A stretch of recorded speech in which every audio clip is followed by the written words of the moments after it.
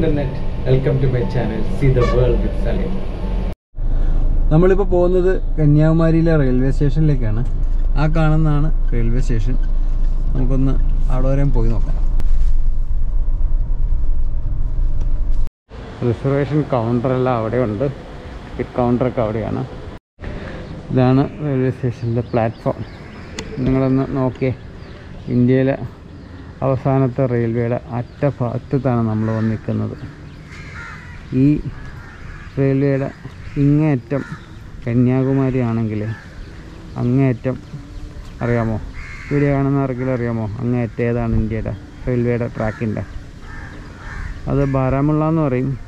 നമ്മളുടെ പാകിസ്ഥാൻ ഒക്കുപ്പൈഡ് കാശ്മീരിൻ്റെ അടുത്ത് വരെയാണ് ഈ റെയിൽവേ ട്രാക്ക് പോകുന്നത്. പക്ഷേ അതിൻ്റെ ഇടയിൽ ചെറിയൊരു കാര്യമുണ്ട്. ഇടയിൽ ബാനിഹാൾ എന്ന റെയിൽവേ സ്റ്റേഷനും കട്ര എന്ന് പറഞ്ഞ റെയിൽവേ സ്റ്റേഷനും ഇടയ്ക്ക് ഒരു ചെറിയൊരു ബ്രേക്ക് ഉണ്ട്. അതിപ്പോൾ പണി നടക്കുന്നുണ്ട്. അതുകൂടി കംപ്ലീറ്റ് ചെയ്താൽ ഞാൻ ഈ കാണിക്കുന്ന ട്രാക്കിൽ നിന്ന് നിങ്ങൾ ട്രെയിൻ കയറിയാൽ നിങ്ങൾക്ക് കാശ്മീരിൽ ബാരാമുള്ള വരെ നിങ്ങൾക്ക് എത്താം. അതായത് ഇന്ത്യയുടെ പാകിസ്ഥാൻ ബോർഡർ വരെ നിങ്ങൾക്ക് എത്താം. ഇവിടെ നിൽക്കുമ്പോൾ എന്താ അല്ലേ? എന്തായാലും നമുക്ക് ബാരാമുള്ള വരെയും പോകാനൊരു പ്ലാൻ ഉണ്ട്. കുറച്ച് പെർമിഷനും കാര്യങ്ങളൊക്കെ എടുക്കണം അവിടെ നിന്ന് അങ്ങോട്ട് പോകണമെന്നുണ്ടെങ്കിൽ. ശ്രീനഗറിൽ റെയിൽവേ സ്റ്റേഷനും ശ്രീനഗറിൽ റെയിൽവേ ഉള്ളതായിട്ട് വീഡിയോ കാണുന്ന എത്ര പേർക്ക് അറിയാമെന്ന് എനിക്കറിയത്തില്ല. അങ്ങനെ ഒരു കാര്യം കൂടി ഉണ്ട്. ഇതാണ് നമ്മുടെ കന്യാകുമാരിയിലെ റെയിൽവേ സ്റ്റേഷൻ. കൂടാതെ ഈ റെയിൽവേ സ്റ്റേഷനിൽ നിന്ന് ഒരു ട്രെയിൻ സ്റ്റാർട്ട് ചെയ്യുന്നുണ്ട്. ഒരു പക്ഷേ നിങ്ങൾ കേട്ടിട്ടുണ്ടാവും, വിവേക് എക്സ്പ്രസ്. ഇവിടെ നിന്ന് സ്റ്റാർട്ട് ചെയ്ത് ആസാമിൻ്റെ അരുണാചലിൻ്റെയും അടുത്തുള്ള ദിബ്രുഗാർ എന്ന് പറയുന്ന ഒരു സ്ഥലം വരെയാണ് ആ ട്രെയിൻ പോകുന്നത്. അത് ഏറെക്കുറെ 4 ദിവസവും 15 മണിക്കൂറുമാണ് എടുക്കുന്നത്. നമ്മുടെ സിറ്റുവേഷൻസ് എല്ലാം ഓക്കെ ആണെന്നുണ്ടെങ്കിൽ നമ്മളും ദിബ്രുഗാർ റെയിൽവേ സ്റ്റേഷനിൽ എത്തുന്നതാണ്. അപ്പോൾ ഇവിടെ നിൽക്കുമ്പോൾ ശരിക്കും ഒരു വല്ലാത്തൊരു ഫീലിംഗ് ആണ്. കാരണം നേരത്തെ പറഞ്ഞ പോലെ ഇത് ഇന്ത്യ മഹാരാജ്യത്തിൻ്റെ അങ്ങേ അറ്റാണല്ലോ. ഇവിടെ നിന്നിട്ടാണല്ലോ നമ്മുടെ ഇന്ത്യ അങ്ങ് തുടങ്ങുന്നത്. അപ്പോൾ നമുക്കും ഇവിടെ നിന്നൊരു സൈഡ് തീർത്ത് അങ്ങ് പോവാം. അത്രേ എനിക്കിപ്പോൾ നിങ്ങളോട് പറയാനുള്ളൂ. എന്തായാലും മോർണിംഗ് നമ്മൾ കന്യാകുമാരി വന്നൊരു പ്രത്യേക ഒരു വൈബ് തന്നെയാണ്. അറ്റ് പ്രസൻറ്റ് ഇവിടെ 2 ട്രെയിനുകളാണ് കിടക്കുന്നത്. കണ്ടോ? ഒന്ന് ബാംഗ്ലൂരു കന്യാകുമാരി ഫെസ്റ്റിവൽ എക്സ്പ്രസ്, മറ്റൊന്ന് അവിടെ കിടക്കുന്നത് ചെന്നൈ ഇഗ്മോർ കന്യാകുമാരി എക്സ്പ്രസ് ആണ്. അങ്ങേറ്റം എൻജിൻ്റെ ഭാഗം ഒരാൾ പോലും, ഒരു പാസഞ്ചർ പോലും ഇല്ല. ഒരു പക്ഷേ ഇവിടെ നിന്ന് ഈ സമയത്ത് ട്രെയിൻ സ്റ്റാർട്ട് ചെയ്യാത്തത് കൊണ്ടായിരിക്കും. ഇതാണ് ഇവിടെ നിന്ന് പുറപ്പെടുന്ന ട്രെയിനുകളുടെ എല്ലാം ബോർഡുകൾ. മറ്റൊരു ഫലകം ഇവിടെ കണ്ടു. അതാണ് എനിക്ക് ഇൻട്രസ്റ്റിംഗ് ആയിട്ട് തോന്നിയത്. നോക്കുക, construction of Tirunelveli Kanyakumari Trivandrum broad gauge line. This ഇനാഗറൽ stone was unveiled by Shrimati Indira Gandhi. അതിനുശേഷം Kanyakumari Trivandrum railway broad gauge line ഇനാഗറേറ്റഡ് by Shri Morarji R Desai, prime minister of India, 15 April 1979. അന്ന് ഇന്ദിരാഗാന്ധിയുടെ കൂട്ടത്തിൽ ഉണ്ടായിരുന്ന ആൾക്കാരുടെ പേരുമുണ്ട്. നമ്മുടെ താർ ഇവിടെയുണ്ട്. അപ്പോൾ നമുക്കിനി അടുത്ത സ്ഥലത്തേക്ക് നീങ്ങാം.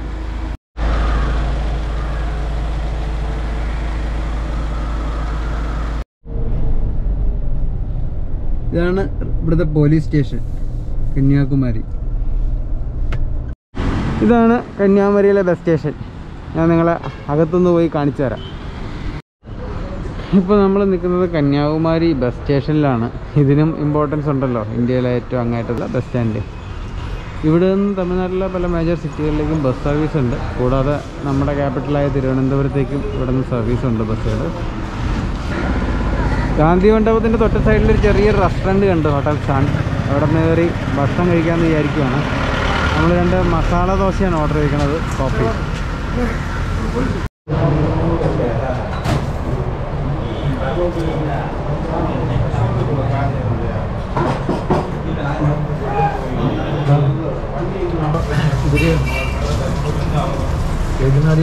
ദോശ എങ്ങനെയുണ്ട്?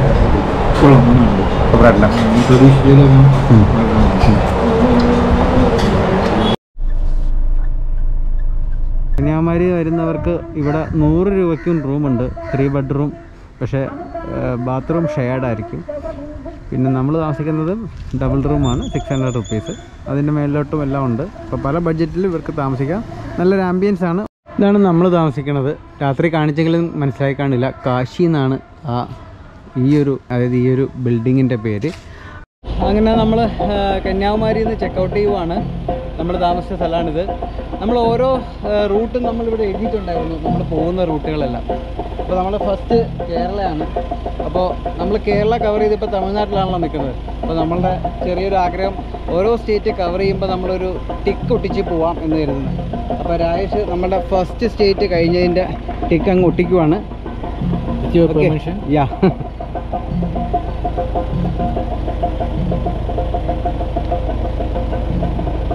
so we completed our first destination, that is Kerala, and now we are entered in Tamil Nadu.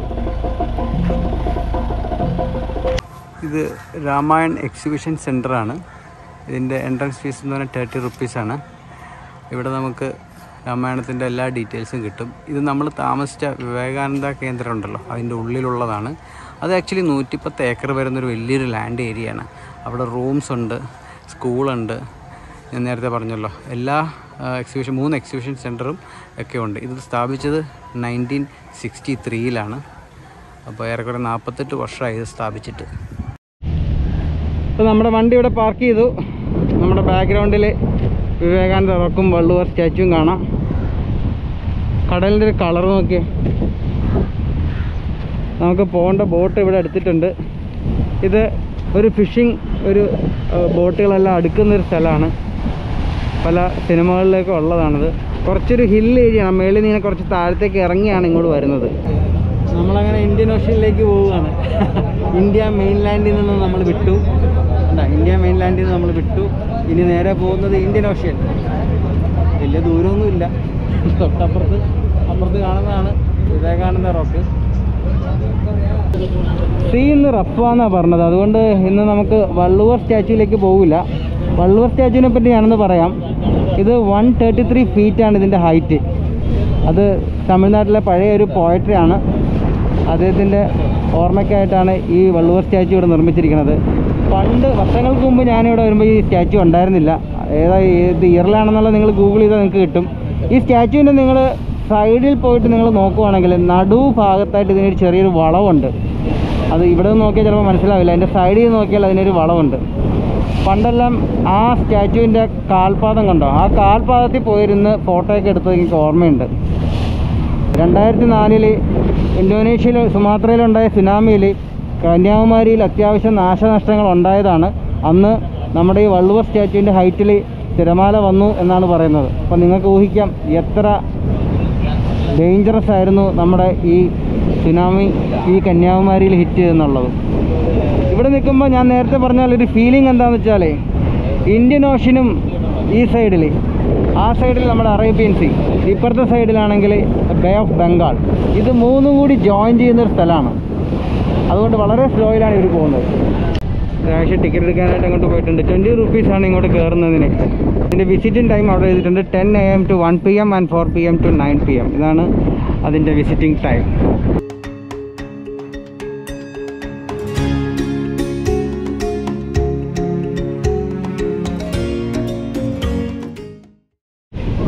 ഞാൻ നേരത്തെ പറഞ്ഞ കളർ ഡിഫറൻസ് നിങ്ങൾക്ക് കിട്ടുന്നുണ്ടോ? ഇവിടെ നല്ലൊരു ടർക്കോയ്സ് കളറും അവിടെ ഒരു ഡാർക്ക് ബ്ലൂ കളറുമാണ് ഫീൽ ചെയ്യുന്നത്. അത് രണ്ട് കടലുകൾ തമ്മിൽ ജോയിൻ ചെയ്യുന്നതിൻ്റെ ഒരു ഡിഫറൻസാണത്. സ്വാമി വിവേകാനന്ദയുടെ ഫുൾ ഡീറ്റെയിൽസ് ഇവിടെ കൊടുത്തിട്ടുണ്ട്. നിങ്ങൾ വീഡിയോ ഒന്ന് പോസ് ചെയ്തിട്ട് നിങ്ങൾ മുഴുവൻ വായിക്കുവാണെങ്കിൽ നിങ്ങൾക്ക് ഇതിൻ്റെ മുഴുവൻ ഡീറ്റെയിൽസും കിട്ടും. നിങ്ങളിതിൽ ലാസ്റ്റ് പോയിന്റ് നോക്കി, 2 സെപ്റ്റംബർ. ഇന്നത്തെ ഡേറ്റ് 2 സെപ്റ്റംബറാണ്. അതാണ് ഞാൻ നേരത്തെ പറഞ്ഞ 50 വർഷമായി ഇവിടുത്തെ. അന്നത് ഓപ്പൺ ചെയ്തത് VV ഗിരി, പ്രസിഡന്റ് ഓഫ് ഇന്ത്യയാണ്. ഈ ഇങ്ങോട്ട് സംഭാവന കൊടുത്ത ആൾക്കാരുടെയും ഗവൺമെൻറ്റിൻ്റെയും ഇൻസ്റ്റിറ്റ്യൂഷൻസിൻ്റെയൊക്കെ പേര് ഇവിടെ ഫലകത്തിൽ കൊത്തിവെച്ചിരിക്കുകയാണ്.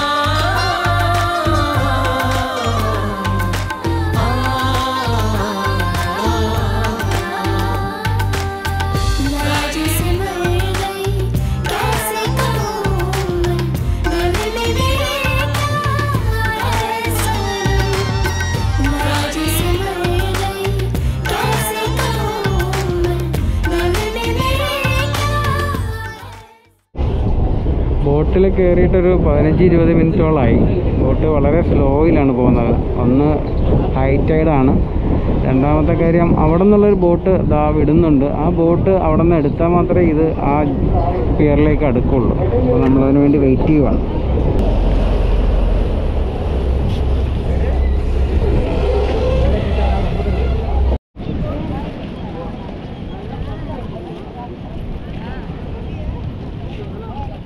കന്യാകുമാരിയിലെ ഗാന്ധി സ്മൃതി മണ്ഡപമുണ്ട്, അങ്ങോട്ട് പോവാം.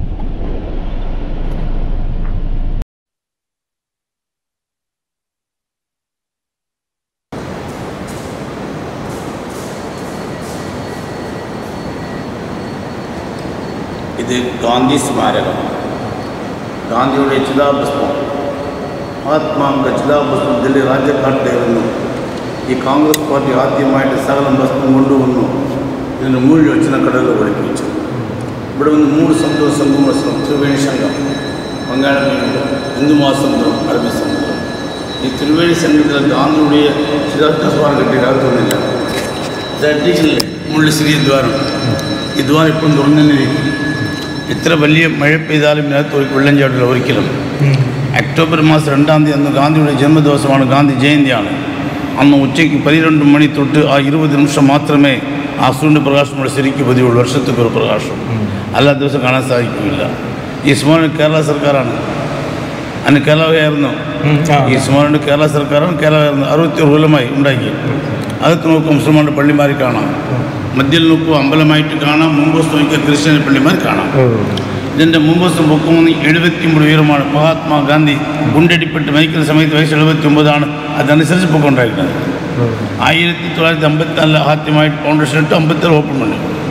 നമുക്കിവിടെ കാണാൻ ഉദയം, വൈകിട്ട് അസ്തമനം, ദേവിയുടെ ക്ഷേത്രം, വിവേകാനന്ദ മാർ, തിരുവള്ളൂർ വിഗ്രഹം, ത്രിവേണി സംഘം, ഗാന്ധി സ്മാരകം, തൊട്ടടുത്ത് കാമരാജ് സ്മാരകം, പണ്ടത്തെ തമിഴ് ചീഫ് മിനിസ്റ്റർ സ്മാരകം.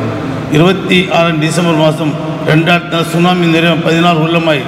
26 December 2004, about 16 years tsunami, full water, sand, 8,000 people in our district. I saw the tsunami. Look up to the sky. വർഷം ഇருக்கு 51 കൊല്ലം, 51 years. 51 years இங்க வேலை. Yes, I am retired watchman, retired. அப்ப இங்க தான் வேலை பார்த்துருக்கு. സ്വാമി വിവേകാനന്ദൻ 1892 ഇവിടെ നിന്ന് നീന്തി ആ വിവേകാനന്ദ റോക്ക് അവിടെ വരെയും പോയിട്ട് അദ്ദേഹം 3 ദിവസം തപസ്സിരുന്നു എന്നാണ് പറയുന്നത്. അത് ഡിസംബർ 25 ഒരു ക്രിസ്മസ് ദിവസം. 25-ന് പോയിട്ട് 25, 26, 27 3 ദിവസമാണ് അദ്ദേഹം അവിടെ തപസ്സിരുന്നത്. അതിനുശേഷമാണ് ഇതിന് വിവേകാനന്ദ റോക്ക് എന്ന് പേര് വന്നത്.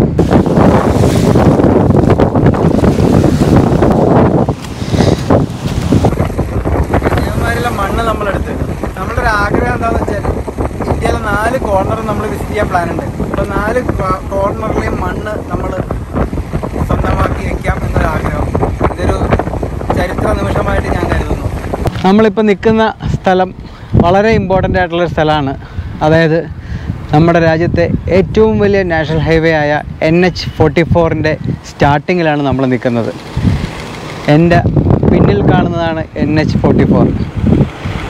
ഇതും ഒരു ചരിത്ര നിമിഷമായിട്ട് ഞാൻ കാണുന്നു. കാരണം ഇന്ത്യയിലെ ഏറ്റവും വലിയ NHൻ്റെ സ്റ്റാർട്ടിംഗ് പോയിന്റിൽ നമ്മൾ നിൽക്കുകയാണ്. ഇവിടെ നിന്ന് നമ്മൾ ഈ NH44-ൻ്റെ അവസാനത്തെ പോയിൻ്റായ ശ്രീനഗറിലും നമ്മളുണ്ടാവും. അപ്പോൾ നമ്മളുടെ യാത്ര മഹീന്ദ്ര താറിൽ കന്യാകുമാരിയിൽ നിന്ന് നമ്മൾ തുടങ്ങി വിവിധ സ്റ്റേറ്റുകൾ താണ്ടി നമ്മൾ ശ്രീനഗറിലെത്തും. മറ്റേ അതിരും കൂടി, അതായത് മറ്റേ എൻഡും കൂടി നിങ്ങളെ കാണിച്ചു തരാം.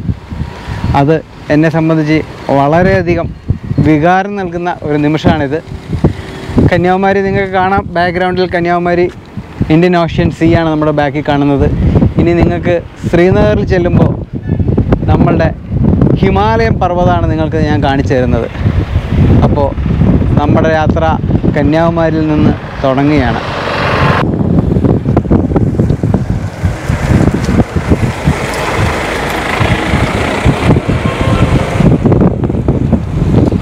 അപ്പോൾ നമ്മൾ കന്യാകുമാരിയിൽ നിന്ന് നമ്മൾ വണ്ടി എടുക്കുവാണ്. കണ്ടല്ലോ ബോർഡ്, മധുരൈ. 245 കിലോമീറ്ററാണ് മധുരൈ. തിരുനെൽവേലി അതിൻ്റെ ഇടയ്ക്ക് വരുന്നുണ്ട്. അപ്പം നമ്മൾ ഈ NH44 നമ്മുടെ യാത്ര മധുരയെ ലക്ഷ്യമാക്കി പോവുകയാണ്. ബാക്ക്ഗ്രൗണ്ടിൽ നിങ്ങൾക്ക് പർവ്വതങ്ങൾ കണ്ടോ? സഖ്യപർവ്വതത്തിൻ്റെ സ്റ്റാർട്ടിംഗ് പോയിൻ്റാണ് ഇത്. ഗുജറാത്ത് വരെ നീളുന്ന വെസ്റ്റേൺ ഘാട്ടാണ് നമ്മളിപ്പോൾ കാണുന്നത്. കന്യാകുമാരിയിൽ നിന്നാണ് ഇത് തുടങ്ങുന്നത്. എന്ത് ഭംഗിയാന്ന് നോക്കിയാൽ ആ ഗ്രീനറിയും എല്ലാമായിട്ട്.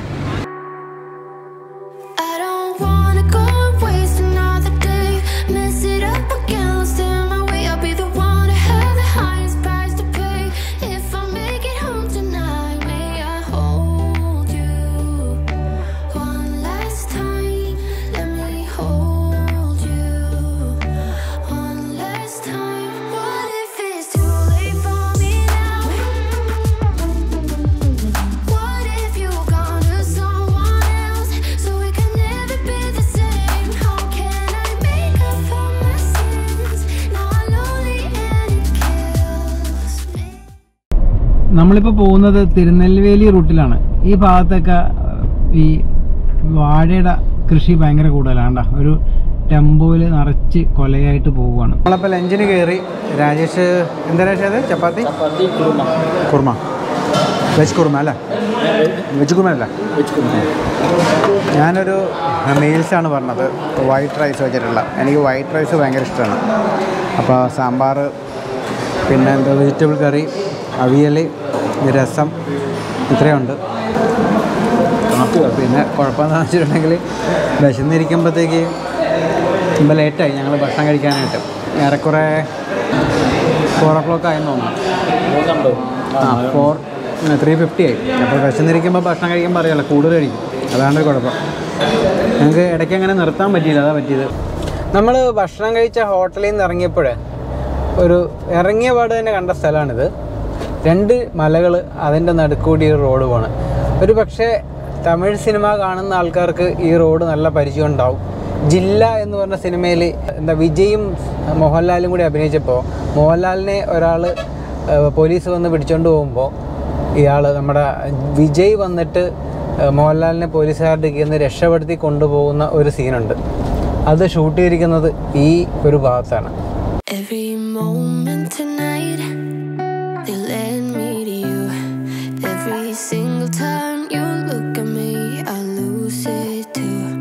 Why don't you come sit next to me? Let things happen. നമ്മളിപ്പോൾ കാണുന്നുണ്ട് ആ ഒരു ഫാക്ടറി. അത് രാംകോ ഉണ്ട്, ബോർഡ് ഉണ്ട്, രാംകോ സൂപ്പർ ഗ്രേഡ്.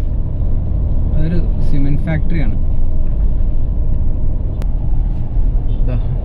ലോറികൾ കണ്ട, എന്തോരം ലോറികളാണ് സിമെൻറ്റ് കയറ്റാനായിട്ട് വന്നിരിക്കുന്നത്. നമ്മൾ ഇപ്പോൾ മധുരയിൽ ഒരു ഹോട്ടലിൽ ചെക്ക് ഇൻ ചെയ്തു. ഇതാണ് നമ്മുടെ റൂം. 900 rupees ഈ റൂമിന്. മധുരൈ പെരിയാർ ബസ് സ്റ്റാൻഡ് എന്ന് പറഞ്ഞ സ്ഥലമുണ്ട്, അതിൻ്റെ വളരെ അടുത്തായിട്ടാണ് ഹോട്ടല്. നമ്മുടെ നാളത്തെ പരിപാടി ഇവിടെ മധുര മീനാക്ഷി ടെമ്പിൾ, എല്ലാവർക്കും അറിയാം, മധുരയിലെ ഫേമസ്. അങ്ങനെയുള്ള 1-2 സ്ഥലങ്ങളാണ് നമ്മൾ നാളെ പോകുന്നത്. അപ്പോൾ ഇന്ന് കുറച്ച് ഡയറിങ് ജേർണി ആയിരുന്നു. കാരണം കന്യാകുമാരിയിൽ നിങ്ങൾ കണ്ടല്ലോ, കുറച്ച് വെയിലൊക്കെ കൊണ്ട് നല്ല ഉപ്പുകാറ്റൊക്കെ അടിച്ച് കുറച്ച് നേരം നമ്മൾ ഏറെക്കുറെ ഒരു 2 മണി വരെ നമ്മൾ കന്യാകുമാരിയിലായിരുന്നു. അപ്പോൾ ആ ഒരു ക്ഷീണം കുറച്ചുണ്ട്. അപ്പോൾ ഈ കുറച്ച് വീഡിയോ എഡിറ്റിംഗ് പരിപാടികളൊക്കെ ഉണ്ട്. അതിന് മുമ്പ് ഭക്ഷണം കഴിക്കണം. അപ്പോൾ ഇത്രയാണ് ഇപ്പോഴത്തെ വിശേഷങ്ങൾ.